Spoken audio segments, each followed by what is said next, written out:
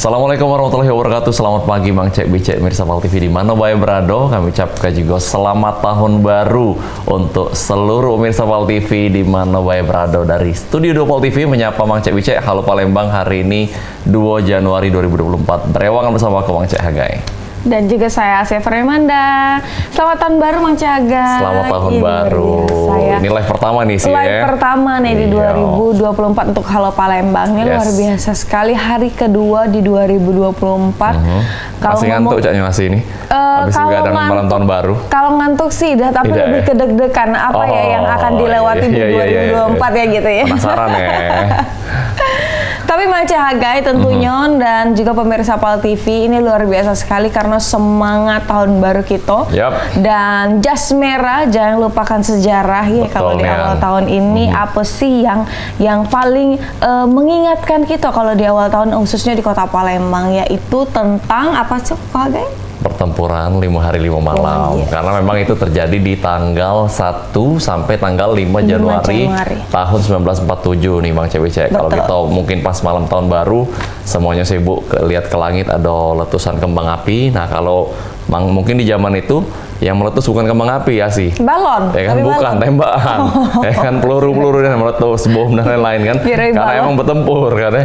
Nah, jadi memang ini bakal kita bahas hari ini sekaligus kita mengingat seperti Asi bilang tadi, jangan sampai kita melupakan sejarah karena inilah yang membuat salah sikoknya kita bisa hidup dengan tenang hari ini, dengan happy, ya kan, bisa siaran. Betul sekali ya, ini luar biasa sekali. Berarti banyak perjuangan-perjuangan di tahun 1947 dan tentunya hari ini kita bakal ngobrol tentang dan juga kita akan flashback lagi ini dengan budayawan Sumatera Selatan Kak Febri Alintani. Selamat pagi Kak Febri. Selamat pagi. Salam sehat Kak. Salam sehat juga. Wah, salam tahun baru juga ya. Wah, semangat tahun baru masih Kak Febri ya.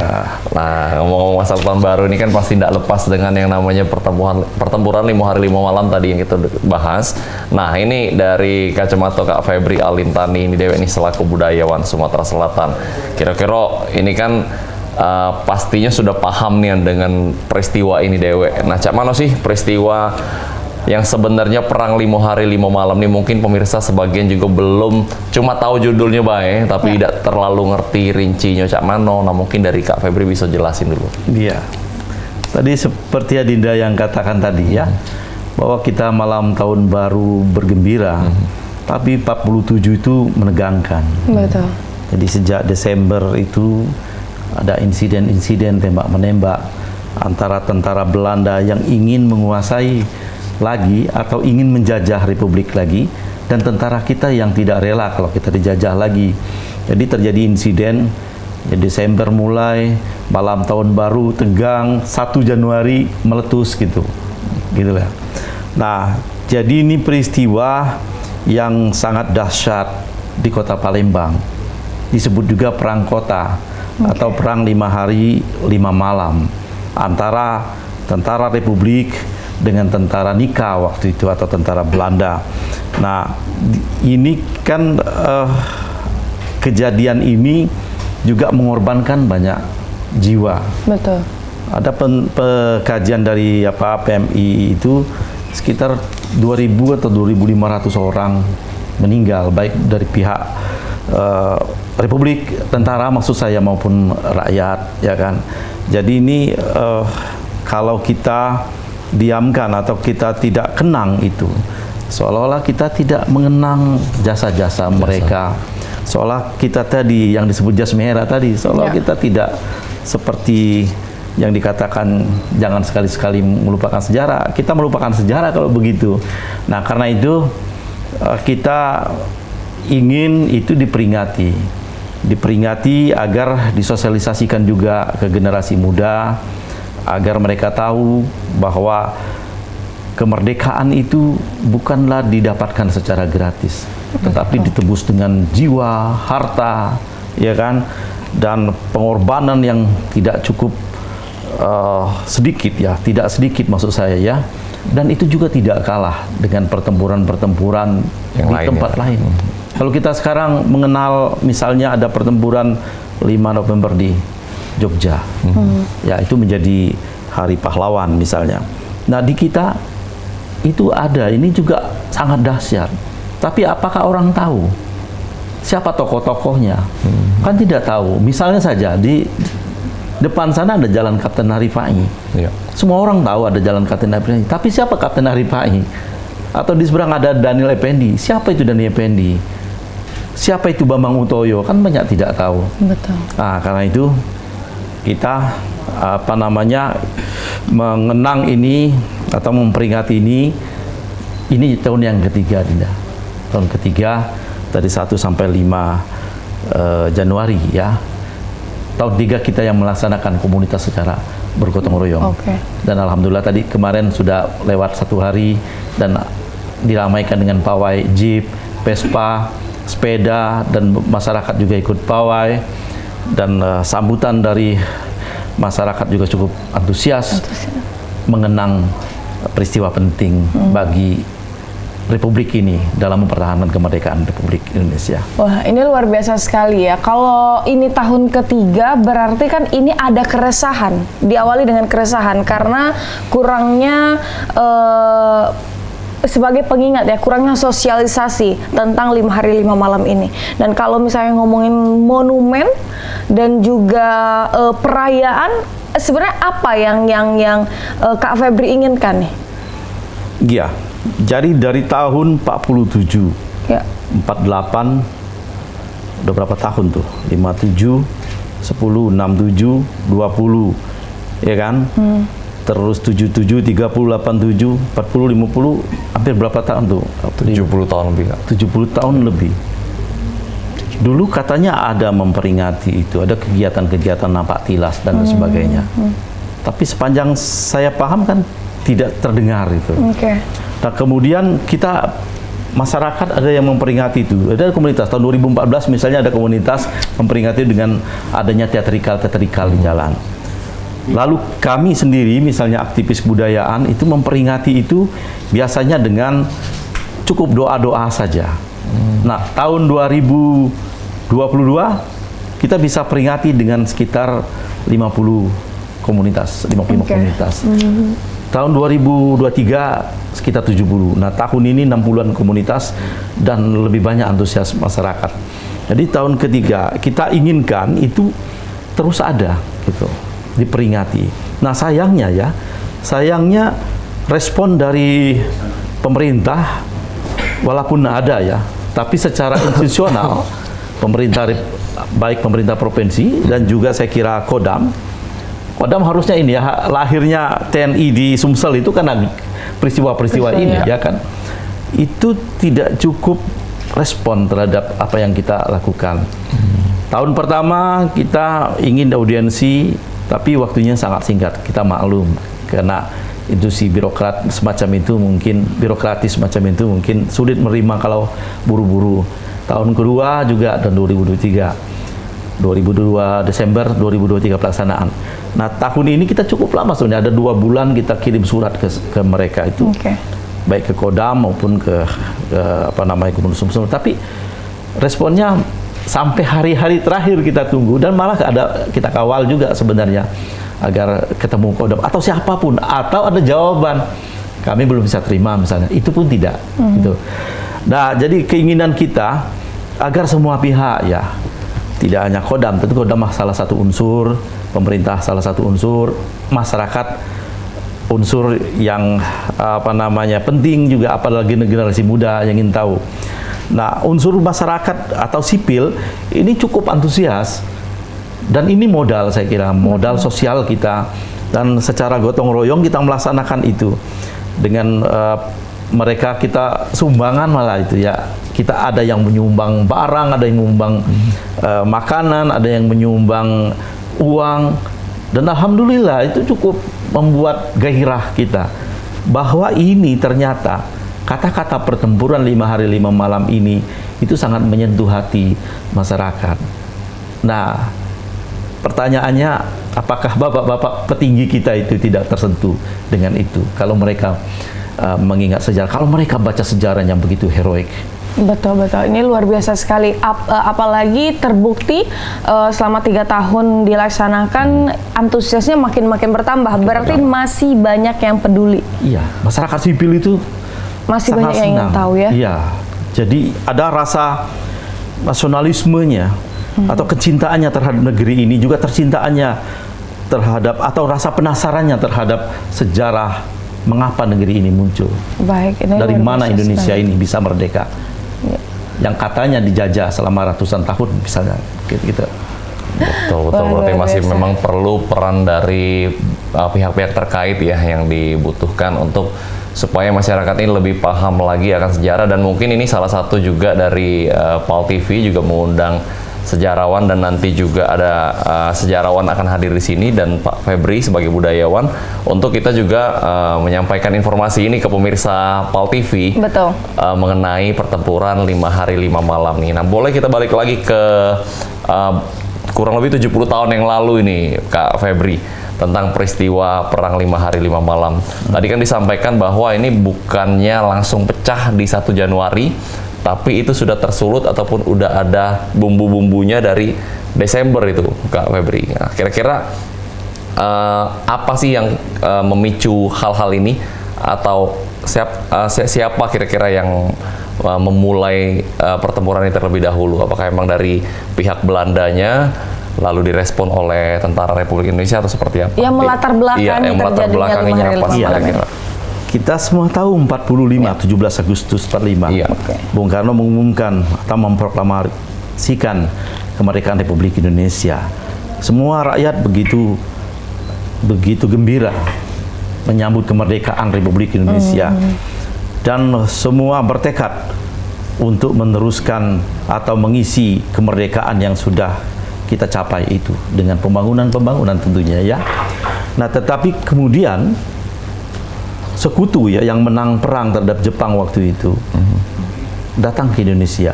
Maksudnya untuk melucuti tentara Jepang gitu ya. Jepang yang kalah karena Nagasaki dan Hiroshima dibom.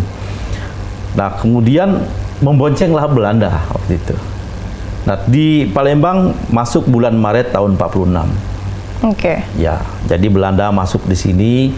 Nah, Belanda tentu yang tadinya kalah dari Jepang merasa masih sah sebagai penjajah Indonesia. Oh. Merasa masih legal bahwa Indonesia itu bagian dari Hindia Belanda. Betul. Dari pemerintah. Jadi Belanda ini merasa masih memiliki nih Indonesia, masih di bawah naungan mereka begitu ya. Secara politis begitu. Betul. Nanti kita bakal bahas lagi Kak Febri, tapi kita lihat dulu ini yang nak lewat Siko ini, jangan kemana-mana, terlalu bersama kami di Halo Palembang.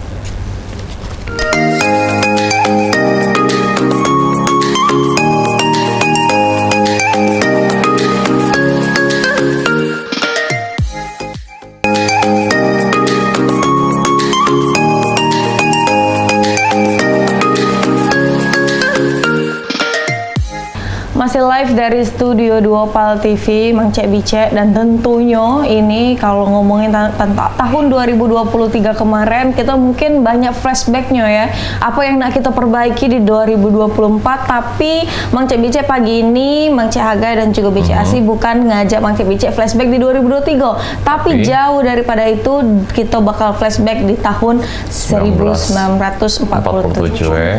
Luar biasa. Dan kita sapa dulu, ini kita juga sudah kedatangan, selain ada Kak Febri sebagai budayawan Sumsel, di sini di sebelahnya udah ada Pak Kemas AR Panji MSI selaku sejarawan juga ini. Selamat pagi Pak Kemas. Pagi.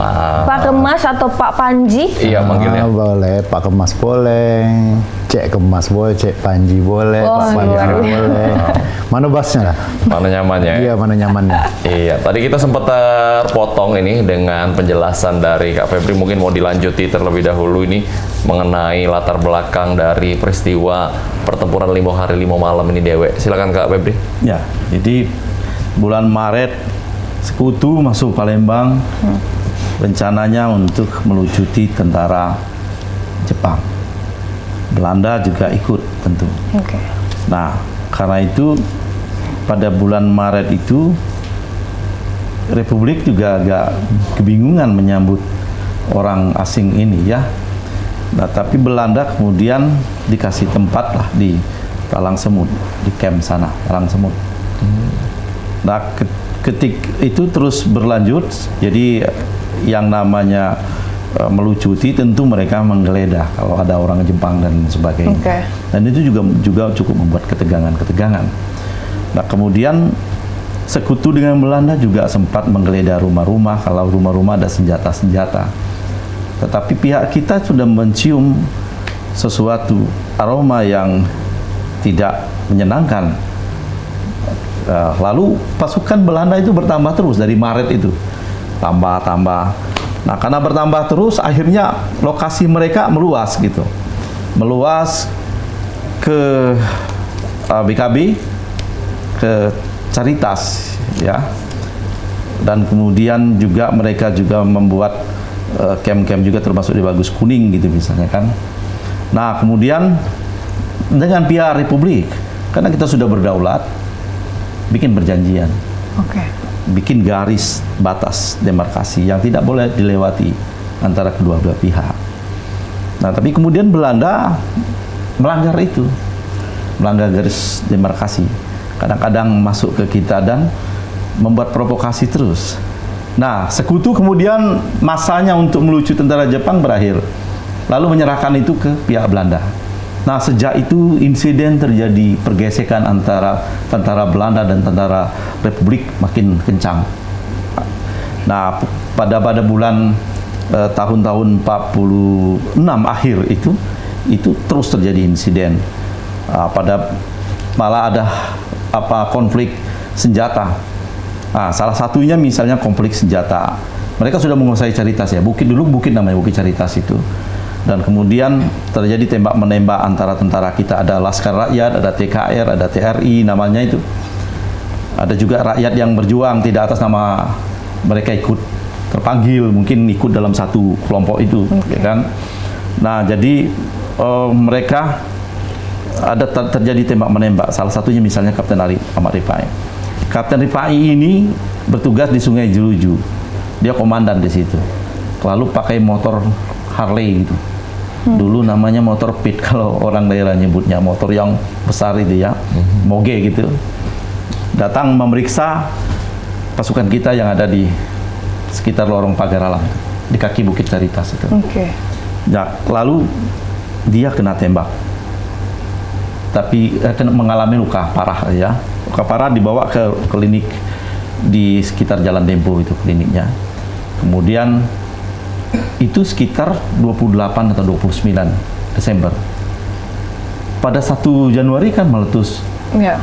Nah, terdengar Palembang itu sangat bising dengan peluru-peluru. Karena pertempuran kita itu 3 matra. Dari darat, dari laut, dan dari udara.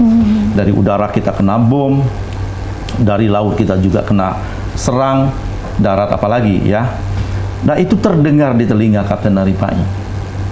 Nah, suara-suara itu membuat Rifai tidak tenang walaupun dirawat. Akhirnya dia melarikan diri. Dan bergabung lagi di sekitar Sungai Jeruju atau di Kuto. Nah, jadi 1 Januari itu tadi ternyata ya 1 Januari itu ada pasukan pakai mobil jeep dari BKB. Jadi malam tahun baru itu diperkirakan orang Belanda itu lagi minum-minuman, mabukan, dan keluar membabi buta menembaki orang di Tengkuruk. Nah, itulah pecah pertama perang 5 hari 5 malam, dan kemudian pada hari itu meluas sampai ke Caritas dan lain sebagainya. Nah, inilah yang membuat Kapten Rifai mendengar dari dalam klinik itu dan dia sangat gelisah. Akhirnya dengan semangat yang luar biasa dia pergi lagi bergabung, tapi tanggal 2 Desember dia kena mortir dan kemudian tewas tenggelam atau masuk ke Sungai Jeruju. Berarti ini gencatan senjata itu bukan diawali dari tanggal 1 Januari ya? Gencatan senjata itu sudah diawali kalau sebelum? Gencatan senjata itu berarti tanggal 5 gencatan senjata. Pelucutan senjata maksudnya mungkin. Itu konflik. Konfliknya. Konflik. Kalau gencatan senjata itu maknanya sudah mau berdamai gitu. Baik-baik. Itu luar biasa. Itu berarti perbedaan gencatan senjata dan kalau sebelum perang? Sebelumnya ya mulai pertempuran. Mulai konflik gitu. Tapi sudah ada penembakan di sebelum 1 Januari itu? Sudah. Jadi ya tadi insiden-insiden itu terjadi. Kadang sekutu dengan itu sudah dimulai, sekutu dengan Belanda itu datang ke rumah warga dan kemudian merisa senjata-senjata warga, itu sudah menimbulkan ketegangan. Geledah-geledah semua. Nah, sepertinya selain tadi mabuk misalnya, mungkin juga memang provokasi untuk memulai perang karena Belanda sudah merasa kuat waktu itu. Nah, kalau peran dari pada saat itu TRI ya, Tentara Republik Indonesia. Nah, itu peran utamanya itu bagaimana tuh, Pak? Peran utamanya mungkin bisa dijawab oleh sejarah, mungkin Mas mulai wewenang sejarah itu. Baik, jadi kita dalam menghadapi Belanda ini kan banyak kekuatan yang terlibat dalam perang ini. Pertama, ada barisan rakyat. Tim barisan rakyat ini yang tergabung atas azas sukarela. Jadi mereka bergabung itu karena sukarela mau berjuang. Kemudian ada yang memang bergabung dalam kelompok militer yang disebut dengan waktu itu BKR awal-awalnya itu. BKR, Badan Keamanan Rakyat, kemudian nanti baru berubah menjadi Tentara Republik Indonesia, kemudian baru terakhir menjadi TNI sekarang ini kan. Nah, waktu di BKR ini ya mereka juga sama sih sebenarnya, cuman ini kelompok yang memang diposisikan dalam kelompok militer. Sedangkan yang sukarelawan itu ada yang masuk ke grup-grup laskar karena mereka mengelompok, ada yang memang individual, artinya sukarelawan. Nah, jadi ini yang menurut kami yang mengimbangi pasukan Belanda. Kalau kita kan tidak punya pasukan khusus seperti Belanda yang memang sejak bulan Maret sampai ke Desember itu terus berdatangan.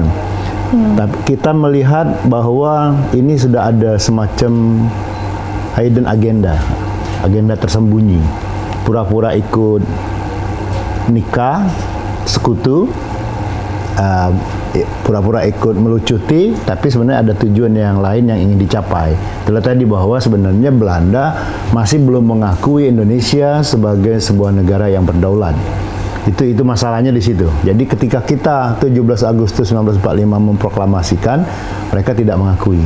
Artinya memang kita secara de facto sudah merdeka, tapi kita secara de jure itu belum mendapat pengakuan dari negara yang menjajah kita. Tapi kita mendapat pengakuan justru dari negara-negara lain yang memang tidak menjajah kita. Misalnya dari negara-negara Arab seperti Palestina, Arab Saudi, kemudian juga ada Pakistan dan sebagainya. Nah, kita mendapat pengakuannya di situ karena terbentuknya sebuah negara itu 3 unsur. Pertama ada unsur rakyat, kemudian ada unsur wilayah, kemudian juga harus ada unsur pengakuan atau kedaulatan. Seperti itu. Nah, jadi itu yang menyebabkan perlawanan dari masyarakat ini yang membuat kita merasa, ya kata Kak Febri tadi, ya kita merasa sudah merdeka nih, tapi kenapa masih dirongrong, kenapa masih ingin tadi digeledah-geledah semacam, kita seolah-olah bukan sebuah bangsa yang berdaulat seperti itu. Nah, kita tidak terima di situ sebenarnya. Nah, tapi kenyataannya ini terus berlangsung dan akhirnya diprovokasi pada pagi tanggal 1 Januari yang itu jeep masuk daerah batas demarkasi, daerah perbatasan di mana wilayah itu sebenarnya Belanda tidak boleh masuk. Nah, mereka masuk ke Jalan Kertanegoro sampai ke 15 Ilir, muter tapi sambil menembaki.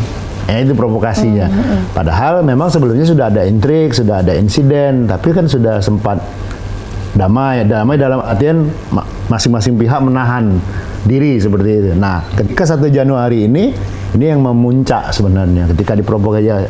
Ibaratnya kita begini, Cek, kita ditembak ya, masa kita diam be? Kalau Juang Palembang itu kan, kita ditabuk juga, masa kita diam be? Memang kalau batas sabar kan ya seharusnya sabar be.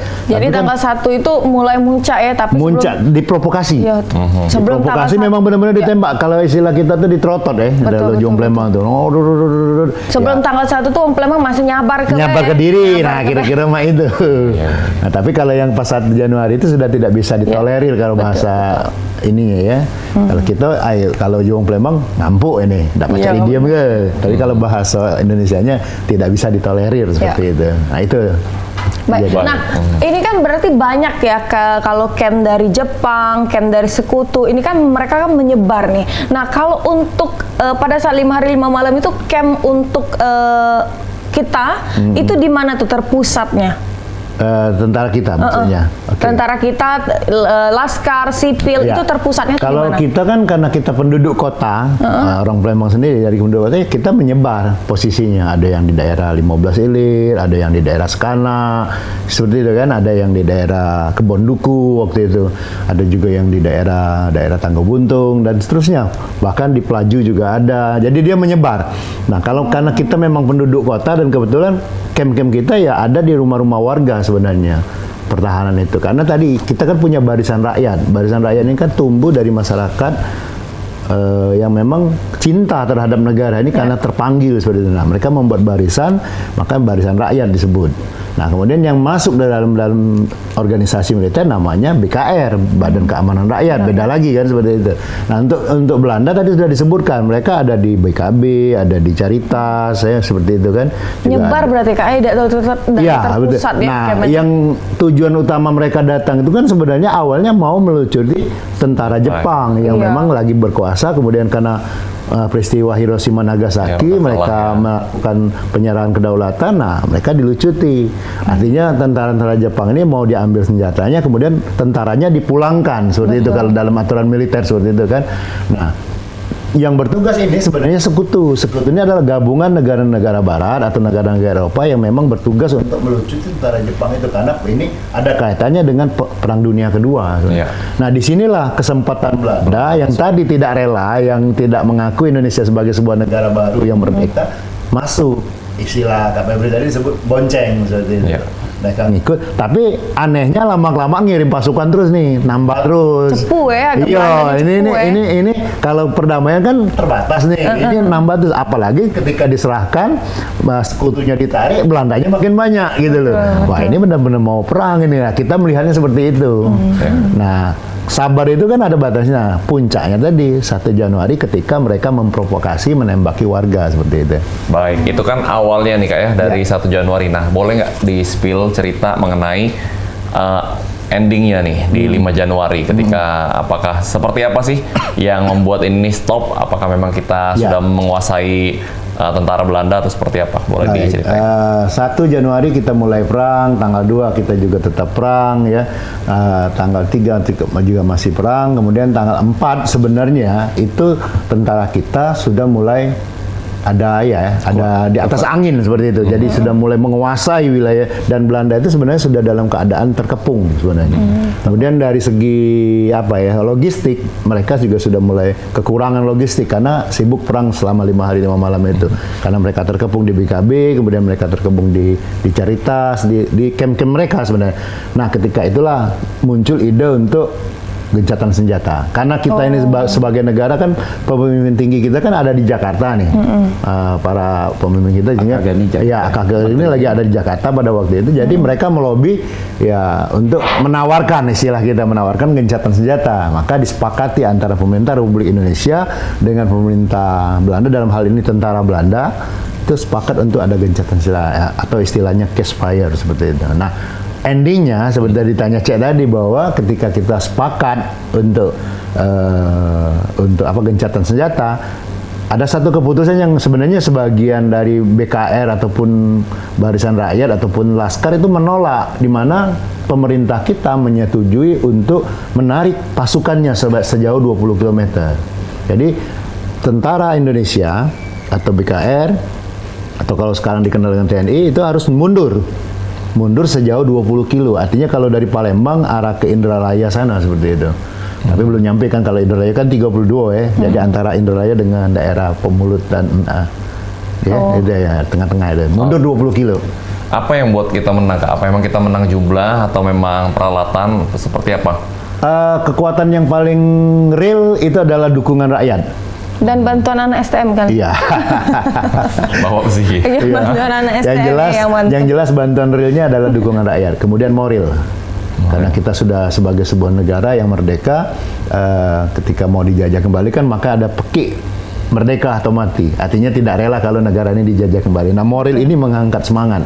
Nah, kemudian karena bersatu padu antara BKR atau TNI saat ini, tentara dengan rakyat sipil itu menjadi satu. Itu kekuatan kita. Nah, kemudian kita menguasai Medan kan. Betul, karena ini wilayah kita seperti itu kan. Jadi kita tahu ya jalan-jalan tikusnya. Mana jalan-jalan tikusnya nak berlari kalau diserangkan betul, gitu kan. Betul, ini luar biasa sekali. Dan ini kalau ngomongin tentang 5 hari 5 malam pasti banyak masih peninggalan ya Kak. Agak kita bahas di mana tempat kalau misalnya milenial nak napak tilas, mau lihat dan lain-lain. Dan agak kita bahas, tapi setelah ini yang nak liwat berikut ini tetap bersama kami dengan Bici Asi dan juga Mang Cahagai. Kita ngobrolin tentang pertempuran 5 hari 5 malam di Kota Palembang.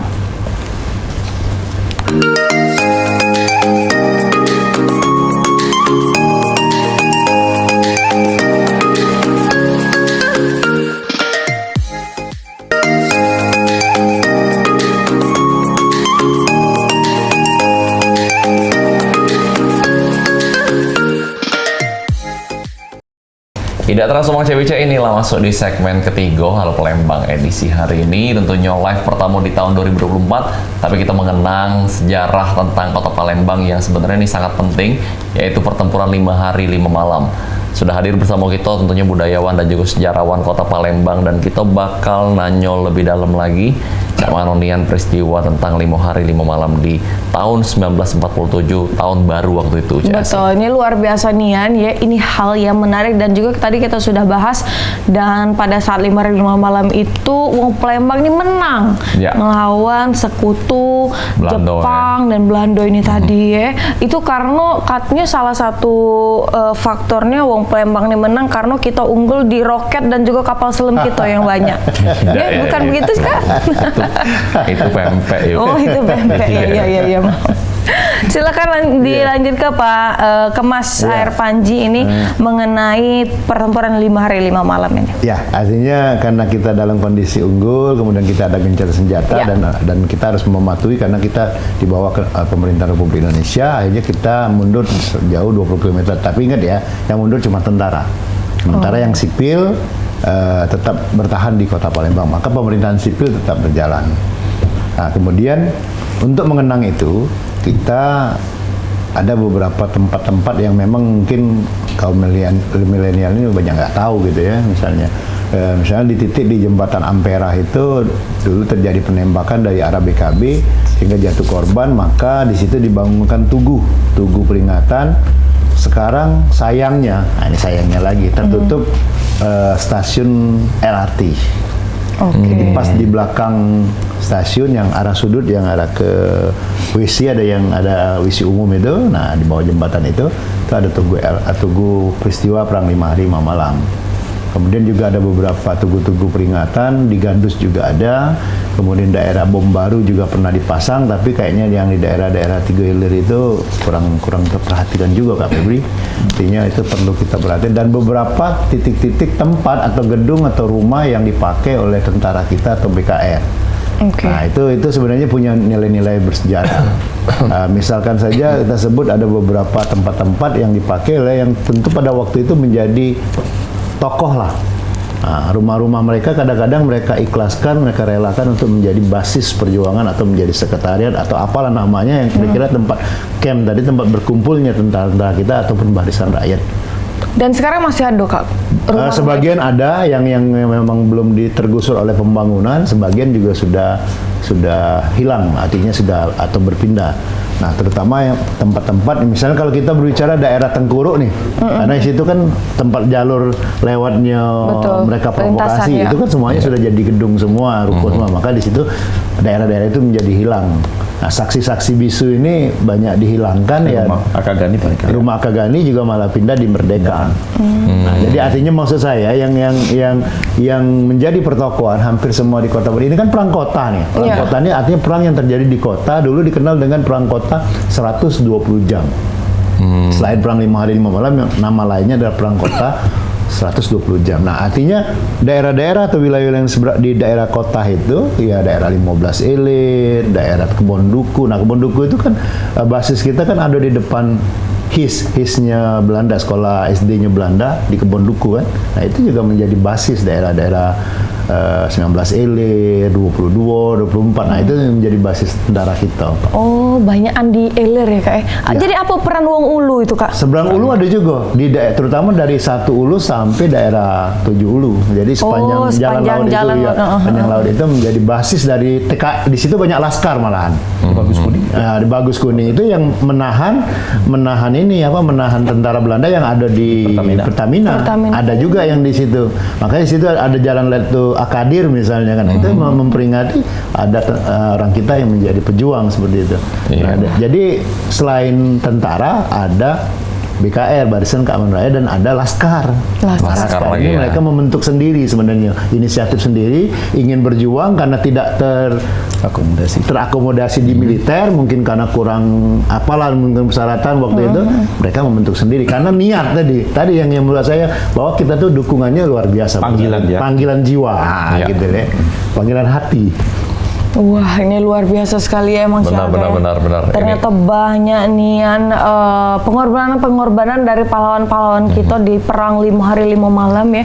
Mang Ciaga makanya jangan nak lemak baik. Benar, inilah salah sih kok. Dikit-dikit nak tawuran Pak Mang Ciaga ini. Tidak boleh. Lulusan STM ya. Nah Kak Febri, ngomong masalah pahlawan, selain tadi yang sudah di-spill yaitu Kapten Arifai ini, mungkin boleh dikasih tahu tokoh-tokoh yang terlibat juga dalam pertempuran 5 hari 5 malam, atau mungkin pahlawan-pahlawan lain juga mengenai kemerdekaan yang dari Palembang ini Dewe, yang mungkin kita Dewe masih tidak tahu nih, rupanya ini dari Palembang. Banyak ya, yang ngetop Alam Shah yang jadi menteri itu, Ratu Pramana Negara gitu ya, yang Bambang Utoyo gitu ya, kemudian Ibnu Sutowo, dokter. Ini yang 5 hari 5 malam nggak? 5 hari 5 malam. Dari 45 5 hari 5 malam itu kan Akagani gitu. Akagani sudah menjadi pahlawan nasional ya. Tapi banyak orang juga tidak paham gitu siapa Akagani gitu ya. Dia dokter dan kemudian dia pejuang, dia politisi, dia diplomat, tapi dia juga penyelundup hebat, penyelundup dalam artian menyelundupkan senjata dari Singapura sini. Ketika masa-masa Belanda tuh menghadapi tantangan luar biasa, itu Akagani, sehingga dia menjadi pahlawan nasional ya. Bambang Utoyo, Dani Effendi jadi nama jalan sekarang, dan dia nama jalan di Radial. Jalan Radial itu namanya Dani Effendi. Dan di Abi Hasan Said yang kita kenal, ya kan? Oh banyak sekali. Nah, kalau mau lihat makamnya, kalau ke ini Taman Makam Pahlawan, itu kan ada nama-namanya itu, ditulis di dinding itu. Itu semua korban. Umumnya itu dari 47. Kebanyakan ya. Kebanyakan gitu. Jadi banyak sekali tokoh-tokoh itu. Nah itu tadi karena kita ini nama-nama jalan itu rata-rata itu nama-nama pahlawan di perang kota. Banyak orang nggak paham gitu. Nah makanya perlu kita mengingat itu. Kalau kita tidak peringati terus-menerus, generasi berikut itu tambah lama tambah jauh. Berarti kita jauh dari sejarah. Tadi dikatakan oleh Asi jas merah gitu. Kita tidak jas merah berarti. Jas hitam gitu. Gitu. Ya gitu. Nggak nuju dong, aman jas hitam nak nuju. Atau justru jas hujan gitu ya. Jadi kita harus jas merah. Jangan sekali-sekali melupakan sejarah. Nah, karena itu kita memperingati pertempuran 5 hari 5 malam ini. Dan sudah jalan. Dan sudah jalan selama 5 hari. Ya sekarang ini kan lagi masih berlanjut ya. Ini kan hari kedua. Terus, Nah ini aktivitasnya apa saja dan juga terpusat di mana? Ya kemarin sudah ada pawai, ada teatrikal, ada juga prosesi peringatan dan kesenian. Kemudian ada tali asih dengan para veteran kita. Jadi makin lama makin sedikit para veteran. Punya tali asih nih. Ya. Tapi asih tidak buat tali, Pak. Oh iya. Ada tali yang lain. Yang pakai tali deh. Sepatu. Tali sepatu misalnya kan. Nah itu kita memberikan kepada veteran. Kemarin ada orang 5 ya. Salah satunya itu umur 96 tahun. Wow. 96. Iya. Sepuh sekali. Iya, generasi dia sudah pada meninggal. Ternyata satu ibu yang di dalam palang merah itu terbaring saja di tempat tidur. rumahnya juga dijadikan basis tempat 19 Ilir. Iya, Palang Merah itu masih hidup juga. Jadi ada beberapa, tapi tahun-tahun depan kita belum tahu apakah masih ketemu atau tidak. Nah, yang jelas itu kalau kita tidak ketemu lagi, sebagai anak bangsa kita harus mengingat terus. Nah, itu kemarin ya, hari ini ada baca puisi, ada hiburan juga, ada. Jadi setiap hari ada hiburan dari kelompok pedangdut Palembang ya. Oke. Nah gitu. Terus besok hari ketiga ada diskusi tentang Dani Effendi ya, buku Dani Effendi, dan kemudian juga ada lomba baca puisi, lomba lagu perjuangan. Tanggal 4 juga seperti itu, ada diskusi juga. Tanggal 5 juga nanti kita ada diskusi dengan veteran, Bapak Ramses, Ketua Legion Veteran. Kemudian malamnya kita ada peringatan malam renungan 1000 lilin. Nah, boleh hadir di situ nanti ya. Rencana 4 malam juga ada malam zikir untuk pahlawan. Ada ziarah juga. Ziarah paginya, Kak. Paginya tanggal 4 itu. Betul. Nah, ini kalau misalnya pemirsa PAL TV yang nggak datang tuh kemana, Kak? Ke Gedung Kesenian Palembang. Tahu Gedung Kesenian memang? Di belakang kantor wali kota itu, paling belakang sekali ya. Betul. Yang depanan Bekang. Betul. Gedung Kesenian Palembang. Jadi langsung dulu Balai Pertemuan namanya. Betul. Apalagi di hari kelima malamnya itu bakal ada renungan 1000 lilin. Benar, ya. Wah, ini malam luar biasa. 1000 lilin ya. Pasti kita akan berderak air mata ya biasanya. Iya. Seru ya itu ya. Hujan, air hujan. Iya betul. Tapi kita doakan jangan hujan, ya, biar kita bisa mengenang kembali ya Kak ya. Sukses tentunya Kak dengan acara-acaranya, kegiatan-kegiatannya, aktivitas-aktivitasnya, karena kita sudah ada di penghujung acara. Ada satu tadi dikit, Apa ada itu, juga pameran antik. Pameran antik.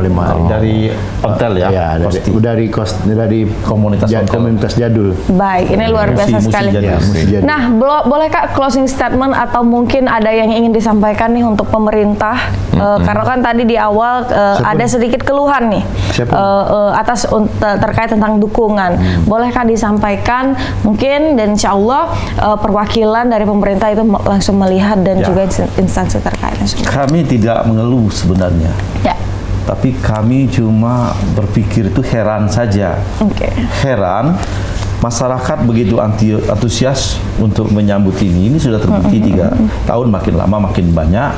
Tapi kok yang punya kuasa baik dari pihak pemerintah provinsi maupun dari pihak Kodam sendiri, yang notabene asal mula mereka itu juga dari rakyat dari peristiwa itu, tapi tidak respon gitu loh. Tidak respon itu tidak apa-apa, karena ini akan terus jalan. Tetapi kan alangkah sayangnya loh kalau ini kita lewatkan tidak secara bersama-sama. Tapi kalau ini misalnya ada Kodam, ada pemerintah, dan ada rakyat, kan begitu indah ya. Indah untuk menyambut sesuatu yang penting bagi kehidupan negara ini, bagi sejarah Republik Indonesia ini. Karena itu ke depan tentu kita mengharapkan semua pihak terlibat, dan ini bisa menjadi juga sesuatu yang bukan sekedar mengenang sejarah, tapi juga memunculkan rasa nasionalisme, patriotisme, dan juga bukan tidak mungkin kalau itu kita kemas dengan baik akan menjadi sesuatu yang menarik bagi dunia wisata kita.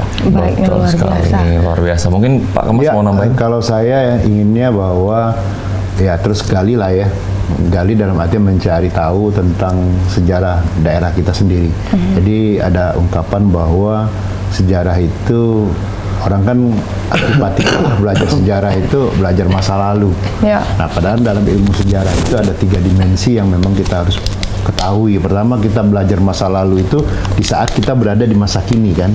Artinya kita ingin flashback, melihat masa lalu, oh seperti ini, dan apa yang harus kita lakukan di saat masa kini. Dan tujuannya adalah masa yang akan datang.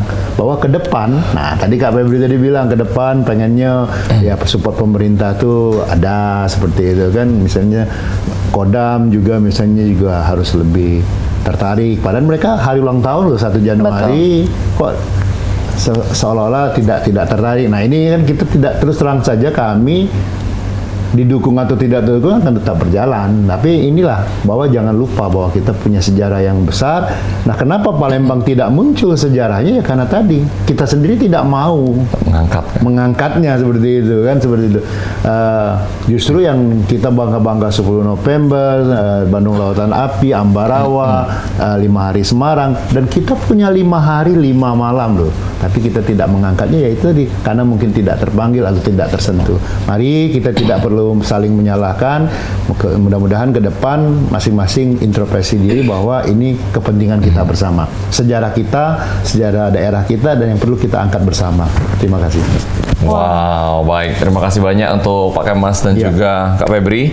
Sama-sama. Maju terus ini untuk budayawan dan sejarawan Kota Palembang. Semoga kita menjadi masyarakat yang tidak lupakan sejarah. Betul. Tapi kita harus terus mengingat karena kita ada hari ini karena jasa pahlawan-pahlawan kita puluhan tahun, mungkin ratusan tahun yang lalu, kita bisa menikmati kemerdekaan dan kebebasan yang ada sampai hari ini. Betul sekali, Mang Cahagai. Karena memang pertempuran ini menjadi panggung heroisme, pengorbanan, dan juga keberanian yang menjadi salah satu tonggak bersejarah dalam perjuangan kemerdekaan Indonesia. Betul, bangsa yang besar adalah bangsa yang mengenang jasa pahlawan-pahlawannya. Mang Cek Wicek terus nonton PAL TV di mana Bayi Berado, Halo Palembang ada setiap harinya jam 9 sampai jam 10. Cuma di PAL TV memang punya kita. Mungkin yang terlewat bisa nonton di YouTube program PAL TV. Kita bakal upload di sana dari segmen 1 sampai segmen ketiga lengkap ada di situ. Akhir kata aku Hagai KND. Dan saya Seva Remanda. Terima kasih, selamat tahun baru, dan wassalamualaikum warahmatullahi wabarakatuh.